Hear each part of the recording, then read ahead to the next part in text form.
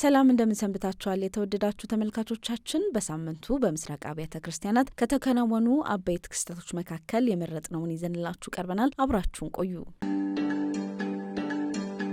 በኪየቭ የሺህ ዓመት ታሪክ ያለው ካቴድራል በሩሲያ የቦምብ ጥቃት ተመታ። በኪየቭ የሺህ ዓመት ታሪክ ያለው ካቴድራል ሰኔ 8ና 9 ቀን 2018 ዓ.ም በበርካታ የሩሲያ አየር ላይ የቦምብ ድብደባዎች ተመታ። በዩክሬን ዋና ከተማ በኪየቭ ፔቸርስክላቫራ እምብርት የሚገኘው ካቴድራል ትልቅ መንፈሳዊ ቦታና የሀገሪቱ ታሪካዊ ምልክትም ነው። በ11ኛው ክፍለ ዘመን የተገነባው ይህ ካቴድራል የመካከለኛው ዘመን የኪየቭ የታላላቅ አብያተ ክርስቲያናት የመጀመሪያ ሞዴል ተደርጎ ይወሰዳል። የኪየቭ መኳንንት መቃብርም በዚህ ካቴድራል የሚገኝ ሲሆን ከአየር ጥቃቱ በኋላ የቤተ ክርስቲያኑ የፊት ለፊት ገጽታውና ጣሪያዎቹ በእሳት ተቃጥለው በከፊል ወድመዋል። የዩክሬን ባለስልጣናት ሩሲያ የዩክሬን ማንነትን የሚያመላክት የባህል ቦታ ላይ ኢላማ አድርጋለች ሲሉ ከሰዋል። ይህ ጥቃት ከመድረሱ በፊት እንደ አውሮፓውያን አቆጣጠር በ1941 በሁለተኛው የዓለም ጦርነት በናዚ ወረራ ወቅት ካቴድራሉ በከፊል የወደመ ሲሆን ይህ የሺህ ዓመት ታሪክ ያለው ካቴድራል ዳግም በጦርነት ምክንያት ተጎድቷል።